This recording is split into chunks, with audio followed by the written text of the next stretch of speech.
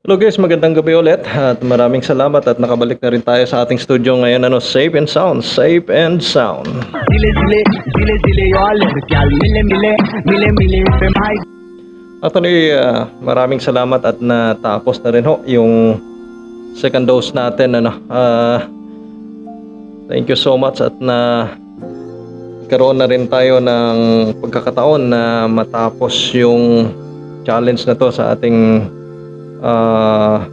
year 2021, sa sinasabi ko kanina na habang nagbibiyahe tayo, actually yung feeling ng iba na sinasabi na mayroong konting side effect naman, na at least yung Pfizer, hindi ko pa rin alam kasi recent na to, na kakatapos ko lang ng vaccination, hindi ko pa feel yung maximum side effect ng Pfizer for the second dose. Actually, so far, yung pakiramdam ko, as I said a while ago while I am driving, na mayroon akong numbness na nararamdaman sa aking kaliwang balikat, na kung saan dito ako na inject, so makikita natin actually, that is the second dose. Actually, medyo masakit ng konti yung second dose compared sa first dose, yung pagturok. So far, actually, at least natapos na ho. So ready na ho tayong umuwi if in case na payagan tayong magbakasyon, at least I hope and I pray na sana ho mabaksin na rin yung ating mga kababayan dyan sa Pinas, and then at the same time ho, sana ho matapos na yung pandemic na to, na nagbigay ho ng napakatinding problema sa hindi lang sa ating individual na umumuhay, but sa buong mundo mismo, that bring the world into bended knees. Kumbaga, matindi yung challenge, daming sinayang na buhay, maraming pangarap habang dumating yung matinding trahedyang ito. I hope and I pray as well, sana ho matapos na to at the soonest, na at least yung we're going to bring back to normal, na at least matapos na yung challenge na to sa ating buhay. So far, ang pakiramdam ko ngayon, mayroon, as I said, na mayroon akong yung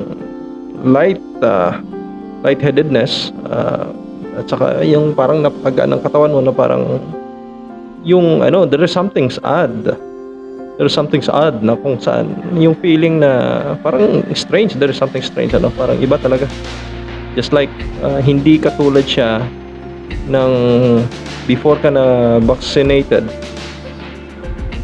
before you're being vaccinated. Actually, yung feeling na parang iba yung feeling mo ngayon, parang hindi ko alam, hindi ko mapaliwanag pero talagang mayroong side effect, kung ano yung yung pinikwento ng iba. Actually, that is the reality.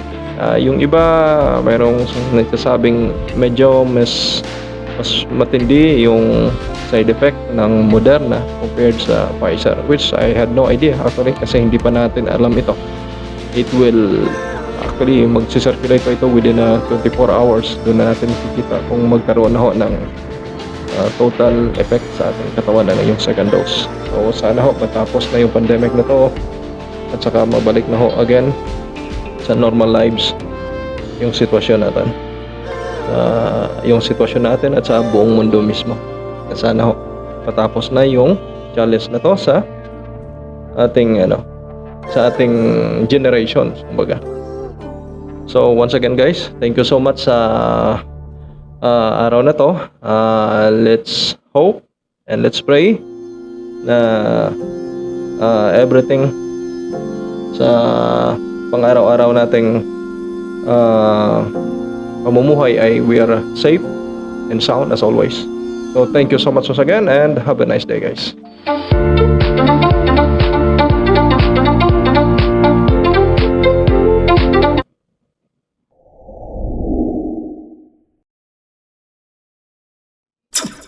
Okay guys, magandang gabi ulit. Actually, gusto ko lang i-share yung information na experience ko actually after na I took the COVID-19 vaccination, which is the brand is Pfizer actually. So anyway, once again, I just want to emphasize na actually it depends on the body condition ng certain individual na hindi naman pare-parehas lahat yung pakiramdam ng tao at saka yung effect sa kanilang katawan. Depends on the body mechanism. Ika nga, actually, we are not a medical practitioner, but anyway, I don't know, makapag-explain sila. But on the other hand, I just want to share with you na kung ano yung na-experience natin during and after 24 hours na we had took the second dose of COVID-19 vaccine actually. Actually, during that time when I took the second dose, so papauwi na ako. So, yung pakiramdam ko actually parang napaka-lightweight ng pakiramdam, ano? Na mayroong certain numbness on your left shoulder. So, parang anyway, as I said, parang it seems that is the same experience which I had when I took the first dose actually ng COVID-19 vaccination. I just want to emphasize once again na kailangan mo munang kumain anyway during the time sa mga hindi pa nakapag-vaccine actually. Gusto ko lang i-emphasize na kailangan mo rin talagang kumain muna. At least may laman yung tiyan bago ka pumunta at saka mag-schedule ng vaccination for the second dose actually. Well, it's because napakasama talaga. Galing ako ng trabaho, walang laman yung tiyan ko. Napakasama ng pakiramdam ko actually. Minom lang ako ng tubig and then wala lang, pumunta lang ako doon during the time na mayroon akong schedule. So nag-proceed lang ako, which is not a good practice na ginawa. Gusto ko lang yan i-share actually sa mga hindi pa nakapag-take ng first dose or second dose ng COVID-19 vaccination. So kailangan mong magiging prepare, kailangan mong magiging healthy at least, and then mentally also. So kailangan na magiging ready ka kung ano yung side effects sa katawan natin. Well, it's because yung body mechanism natin actually, it depends on how ready you are and then how healthy you are actually. So it depends on the reaction of the vaccine on your body. So hindi pare-parehas lahat ano. Yung sa akin, once again, yung pakiramdam ko, nakapag-grocer pa ako, parang feeling ko actually that is the same effect during the first dose, which is parang kaya ko, sabi ko. So when I went home, actually, nakapag-vlog pa ako actually ng part 1 ng vlog na to ano. So continuous and then at the same time, nakapagpahinga tayo mga almost 1 o'clock na in the morning. Because that is actually Thursday, which is Friday, and the middle is actually that is day off. So then after that, pag gising ko ng umaga, ang sama ng pakiramdam ko. May konting lagnat actually. So nagpahinga lang ako. Sabi ko parang normal lang to. Actually akala ko sa air condition actually, parang normal lang. Konting lagnat, sabi ko chain reaction lang to, let's say. And around 2 to 3 in the afternoon, hindi na ako makaano. Parang ang hirap ng bumangon. Ang hirap bumangon actually. Parang sama talaga ng pakiramdam ko. It was on around 4:30 in the afternoon. Sobrang sikip ng dibdib. Sobra talagang sikip ng dibdib ko. Which is hindi ko talaga maisip kung bakit parang kulang ka sa oxygen. Yung pakiramdam ng iba na I think siguro yun yung effect na kung saan nagkakaroon ka ng COVID. Ganon, I don't think so. Yun yung side effect sa akin na parang yung pakiramdam na parang naninikip yung dibdib. And then at the same time may lagnat. At saka ang sama talaga na nauuhaw ka, and then at the same time parang you feel dehydrated. Then at the same time ang sikip sa dibdib na hindi mapaliwanag. Never that I experienced in my life na ganun yung effect sa katawan ko, which is they said that kung nagkaroon ka ng worst side effect actually, which is a good positive feedback actually, which is a good positive reaction dahil effective sabi nila yung vaccine towards your body. So sa ganun, sabi ko ang sama ng pakiramdam ko, bumaba ako actually because one of the guy actually is parking towards my in front of my car actually. He just want to as a favor, kung pwede ho ma-shift ko yung sasakyan ko. Bumaba ako, actually sobrang init yung temperature actually during that time is around 43 degrees. So bumaba ako, pasok ko, pag start ko ng sasakyan, sobra talaga, hindi ko kaya, para akong matumba. Sabi ko iba ito, sabi ko hindi ko kaya ito. So once na set up ko na yung sasakyan ko sa baba, umakyat ako ulit ng taas, na-meet ko yung isang tenant dito sa namin, Bila. Actually, sabi niya, anong nangyari sa'yo? Bakit ang sama ng pakiramdam mo? Sabi niya. Sabi ko naman, nakapag-take ng vaccine for the second dose, Pfizer ang brand. Sabi ko, sobrang sama ng pakiramdam ko, parang hindi talaga, parang matumba ako, at saka parang may lagnat, at saka naninikip yung dibdib ko. Why? Sabi niya, bakit hindi ka nag-take ng medication or paracetamol at least hindi ka magkaganyan, sabi niya. So during that time, he gave me 2 paracetamol actually. Sabi niya, kailangan mo yung inuman paracetamol, at least magkaroon ka ng parang at least magiging ease yung pakiramdam, sobra talagang so kailangan, sabi ko, let's say for example sa mga nagkakaedad na, don't take any chances actually. Kailangan mo magiging healthy before you're going to take the second dose actually ng COVID-19 vaccine. Because me, I always routine yung exercise ko, parang healthy yung pakiramdam mo, thanks God. But still, you will suffer the worst side effects sometimes. Once again, hindi ako nagsasabing tinatakot or something. I just want to say na kailangan mo ring magiging ready minsan, kasi iba yung reaction sa katawan ng individual. Each and every individual. Mayroong iba na parang wala lang. Second dose, parang walang nangyari. First dose, parang normal lang.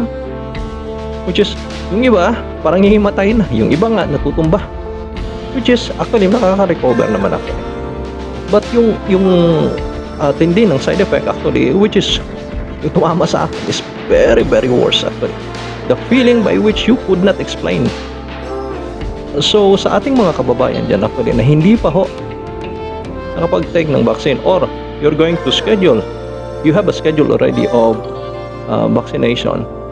So, kailangan mo ring magiging prepare.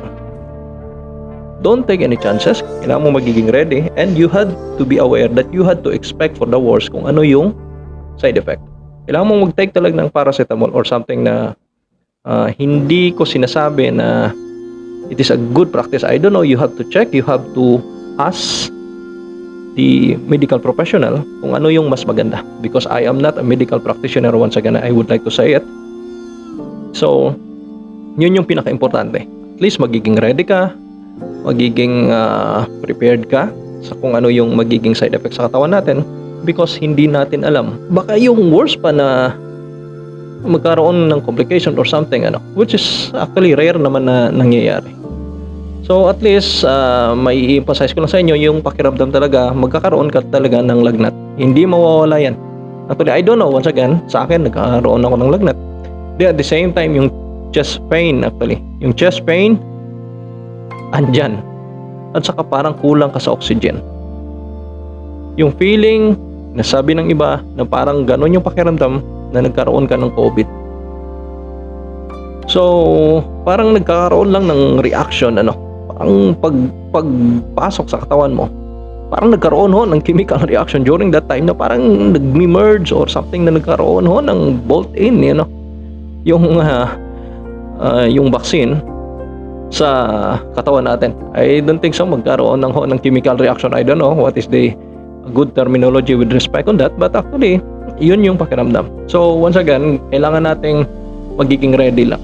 Magiging ready lang tayo, at least kung ano ho yung actually yung side effect, which is lighter or let's say worse, at least prepared lang tayo.